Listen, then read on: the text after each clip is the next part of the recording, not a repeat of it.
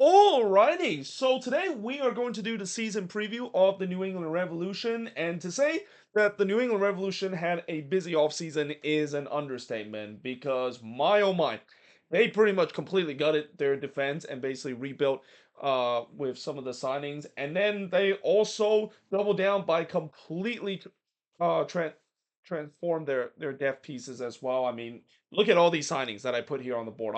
I've actually thought that I didn't even have enough room to maybe put the first five game or the last five game because of all the signings and all the outgoing that has happened. And even some people jokingly said that this team could maybe be an expansion team heading into this year as well, because with all the signings and all the outgoing that is going on, it'll be very interesting to see how the shape of this team is going to look with all these new faces that is going to be on this team. But that being said, last season was an absolute disaster. They finished 14th in the league with a 9-4-21 record. It was a combination of just so many injuries that they had last season to deal with, and also Caleb Porter basically somehow in some way is still in this job. Again, I still to this day have no idea how he survived this job. It looked like he was on verge of potentially being fired in the middle of the season. In fact, if you remember what happened last season, he actually missed one of the team meeting, and I wonder if he actually attended that team meeting. Probably they're basically saying that, yeah, you're basically out of the job. You are no longer our head coach. But yeah, despite the poor finish, they decided to give him another chance. Obviously, they did not make it to the playoffs when you only put like 31 points in the standings. As bad as the Eastern Conference is near the bottom, and it feels like it's almost like a sideshow bob kind of thing in terms of the playoff race for those 8th and 9th seed. 31 points was clearly still not enough for them to not make it to the playoffs. But the last playoff appearance obviously was 2023. But the last time they won a playoff series, it's actually been a while. They have made a couple of playoff appearances under Bruce Arena, and then of course after Bruce Arena controversially removed from his position of something that to this day we still don't know why that is the case. But despite that, the last playoff series they won was 2020. That was the year when they made it all the way to the Eastern Conference Final, and that was the year where we thought that they were ahead of schedule with the way that they made that deep run unexpectedly. It feels like there was going to be some good things that's going to happen with Bruce Arena leading this team finally to an MLS Cup glory, and yeah, it didn't really happen. They had some underachieving kind of season in the playoffs, and really, it was kind of very unfortunate in 2021 when they not only made it back to the playoffs but won the Supporters Shield as well, and what was then the most points total in a regular season before Inter Miami surpassed that this last season. That is that they were kind of were getting shafted in the playoffs with getting just way too much rest before their first playoff game, and yeah, as a result, they really didn't do well and got eliminated in the first round against NYCFC. Now, looking at the head coach of this team, again, it's still somehow Caleb Porter. Again, I to this day still don't know how he survived that season despite it had him being far written over. I mean, consider all the turnover that happened last season. Yeah, it's a miracle that Caleb Porter survived that season. He's been there since 2024. The sporting director is Kirk Oneforth. He's been there since 2023, and he's pretty much been named as the sporting director after Bruce Arena was unceremoniously removed from from this team uh, last last year. Well, actually not last year, but actually two years ago.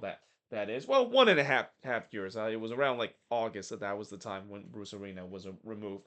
Now, look at some of the transfer that they made, and get ready, boys and girls, because this is going to be a long list that we're going to talk about in terms of some of the signings that they made, because they made a ton of signing. There was even a running joke in the off season. It feels like they were best buddies with the San Jose Earthquakes. It feels like Bruce Arena was trying to take as much of his old guy as possible to the Quakes. In exchange, the Quakes decided to give them some of the players of their own to the New England Revolution. But despite that running joke, they actually have signed players that is not from the San Jose Earthquakes.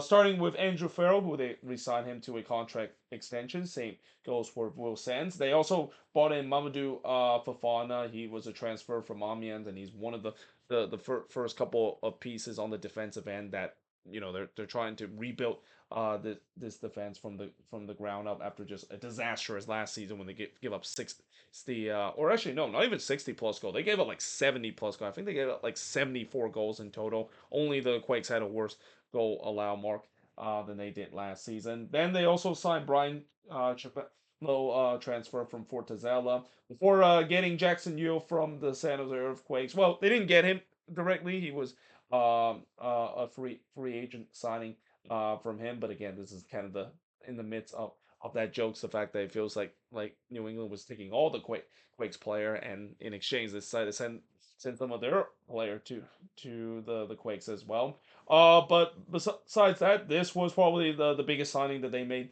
this off season by bringing Leonardo Campana from Inter Miami, and we knew that there was a case that Campana might be moving on from Inter Miami. I mean, as much as he was good depth pieces for this Inter Miami team, you can sense that he was kind of frustrated that he was playing second fiddle to Luis Suarez and not getting the playing time that he needs. But now he's joining this New England team, and after, as I'll mention in a bit of them moving on from Giacomo Veroni, he's going to be once again a starter for this team. And in his limited minutes that he has with Miami, he was very decent, and I think that is the exact number 9 that New England really needed heading into this season. Then they also got Alex Bono off of free agency. The same goes for Tanner Beeson. Then they also kind of did a little bit of a flashback by bringing Luis Diaz as a free transfer. By the way, I spelled Luis Diaz name wrong there. And when I mean Luis Diaz, I don't mean the Liverpool player. It's the former Columbus Crew player, kind of a flashback kind of signing. They also made a couple of flashback signing as well. Names that you probably have heard about before if you have watched MLS for at least over a decade or so. That's coming into the league unexpectedly. They also signed Donovan Parisian as the super draft, and then they also decided to bring back Noah Buck as his loan was recalled from Southampton. This is a big one because Noah Buck, we know the potential that he can have, and there's no doubt that he's going to be one of those players that I wouldn't be surprised in the near future he might be once again sold off to another team in Europe. And while his stint with Southampton was kind of underwhelming, there's no doubt that him coming back to the U.S. and coming back to this Rev side, and if he continued his his development like he did before. I also feel like his move to Southampton, it was a little bit of a too early of a move. I feel like he probably could have stayed with this New England team a couple of years before making that big jump to Europe. But now he's back. He's going to be hungry than ever before to continue to improve to a point where he could be sold off to for a big sum of money.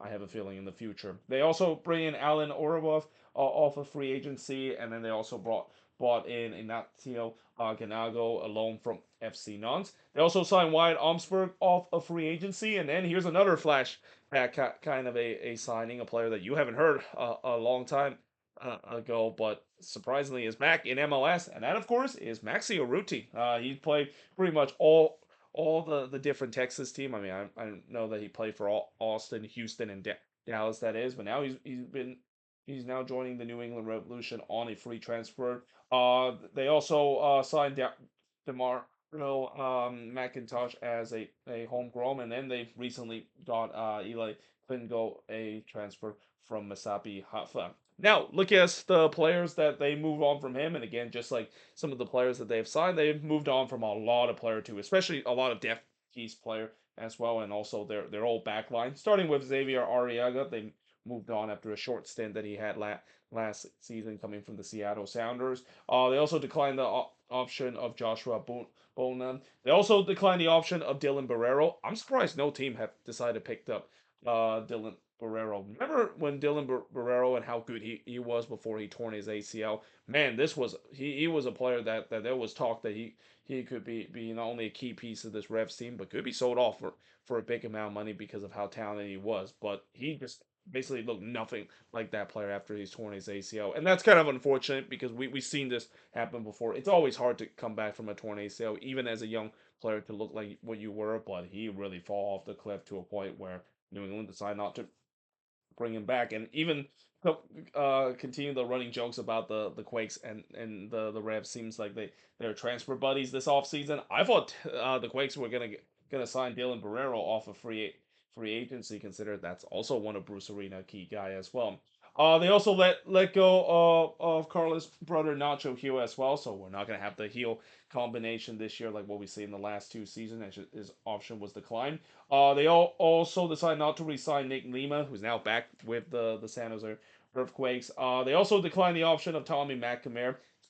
It's kind of always sad to see Tommy Mac not being in this league, though. I will have a feeling that he probably might get another chance in MLS, maybe even in USL as well. He's kind of a cult hero in MLS, that is. They also declined the option of Jonathan Mensah, and then they also decided not to renew Tim Parker's contract, though most likely he looked like he could be on his way back to the New York Red Bulls in the upcoming days. They also decided to not renew the contract of Damian Rivera and Ryan Spalding as well. They also decided not to renew the contract of Bobby Wood as well, and I guess that's where the Maxi Urruti signing comes. I think that's probably kind of the replacement for Bobby Wood. Bobby Wood time with New England has been kind of a mix. He was a good backup option, but nothing more than that. And especially with the amount that he owns, I think New England had no problem in terms of not renewing his contract.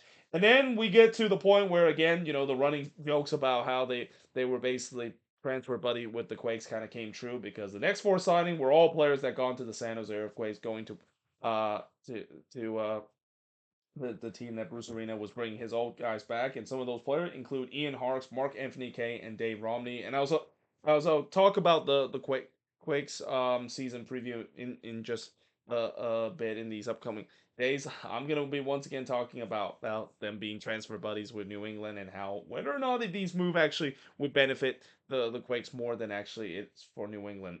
I feel like it doesn't really kind of benefit either of these teams because most of these moves are just players that they trade that were kind of mediocre player trade to the other team in exchange for another mediocre kind of player. But they also traded Mark Anthony K, Dave Romney, and also Errol Edwards Jr. to the San Jose Earthquakes. They of course transfer Ismer Bajatovic to PSV Eindhoven. Obviously, this is not a big surprise. Consider this was the next big young piece that they were going to sold off to Europe, and probably a beginning piece too, because we know that this Revs Academy it's very underrated. They do produce some really good player as well, and Ismail Bajatovic is an example of that. He was an absolute stud doing his time with New England, and I think they feel like his time is ready to now finally made his big move to Europe. They also traded Emil Boateng to San Diego FC, and then they also decided to trade Giacomo Veroni to Montreal. So this was kind of the big decision that they had to do. Are they going to finally decide to trade Veroni to another team or even exercise a buyout as well? Because, Veroni definitely did not live up to the expectation that he was supposed to fulfill when he was signed with this team a couple of years ago on a DP contract. And alas, we have the answer. He's going to be going to Montreal and look to have a fresh start. And then lastly, they also loaned Santiago Suarez to Birmingham Legion FC.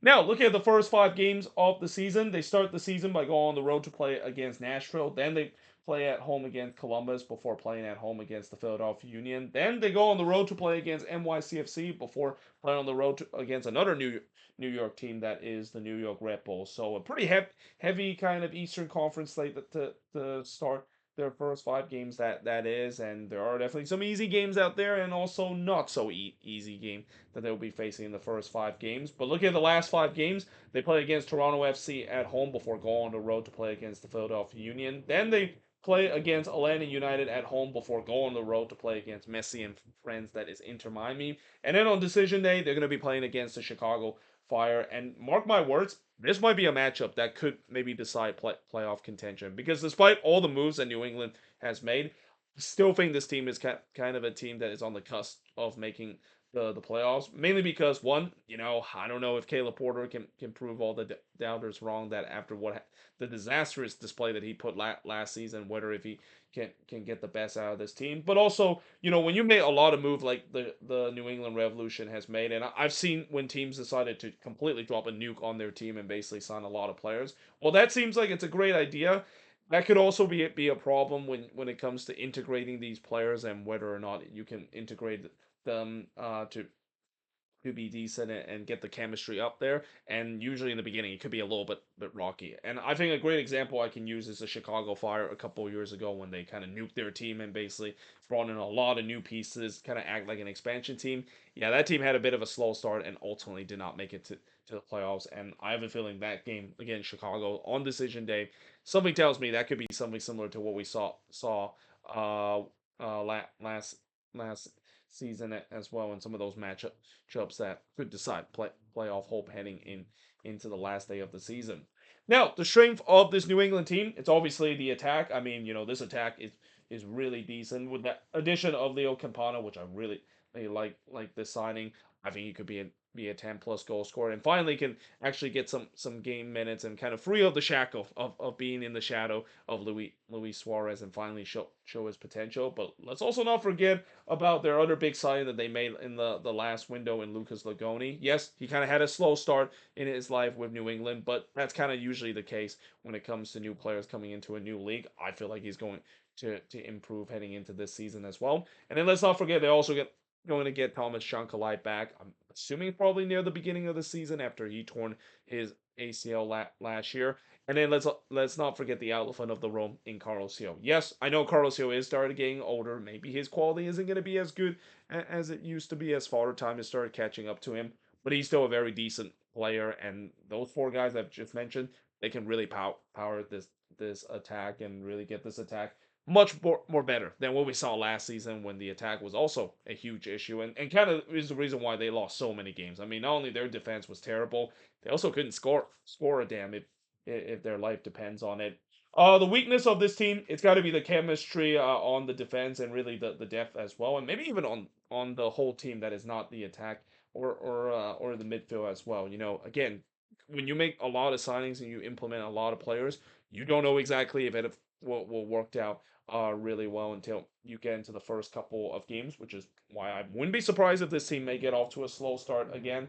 But also the depth, I think that's kind of going to be one thing that I'll mention in the big question of, with all the depth signing that they made, is it good enough compared to what we saw last season with the depth that they had? Because I have a feeling they're probably going to need that because one of the first big question I will ask about this team is can they actually stay healthy for once? Because this team has literally been probably the most injury riddled team in the last two seasons out of any MLS team. I mean, there is no team that has been just single handedly cursed because of injuries.